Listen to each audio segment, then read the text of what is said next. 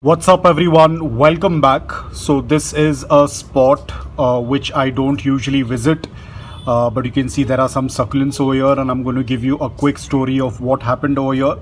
Now this is a place wherein I have the apartment water tanks. This is the corner where there is an outlet of the water tank, and of course the water tank at times tend to overfill once a week, and then that extra water tends to drip out in this location. And I had dumped some pots over here, and probably there were some leaf propagations and some stem cuttings of Graptopetalum purple delight that were in this pot.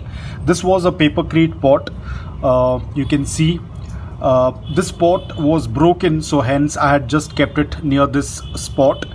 This spot receives a good amount of morning direct sunlight for around 4 to 5 hours, and then there is indirect bright light throughout the day.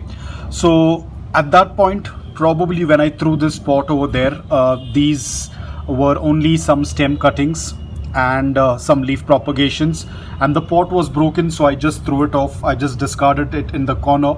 But today I just noticed that they all have been successful. I've just moved this piece, so you can see there is a little bit of stretch on this lower portion, but on the upper portion you can see the Graptopetalum looks absolutely stunning, very healthy. And this is why succulents are also called as opportunistic growers. If they find an opportunity, they will grow, provided they have the right conditions.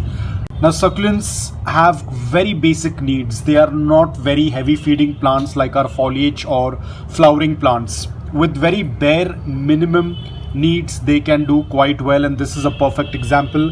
The pot does not have a lot of soil. It's half broken. Here you can see there is hardly any soil, but because this is a papercrete pot, you know, it's very porous, so probably the roots have attached onto this. I am not very sure, but probably the roots have attached to this, because papercrete soaks water and then it tends to dry out quickly because it's very porous. So probably when that water, excess water used to drain out, it used to come in contact with the papercrete pot, and of course because papercrete is porous, it can absorb moisture, so the entire pot used to get wet, and because of that the soil also got wet and they started getting water.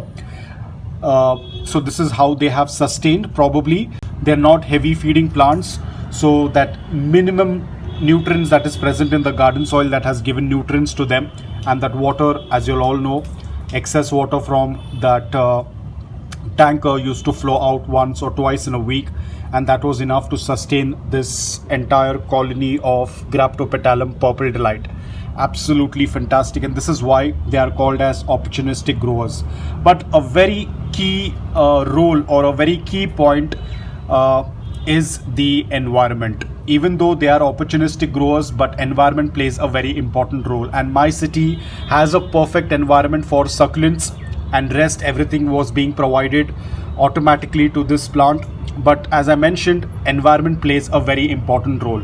Only when the environment is right, succulents will do quite well, because as I've mentioned, they are opportunistic growers. They don't need a lot in order to grow.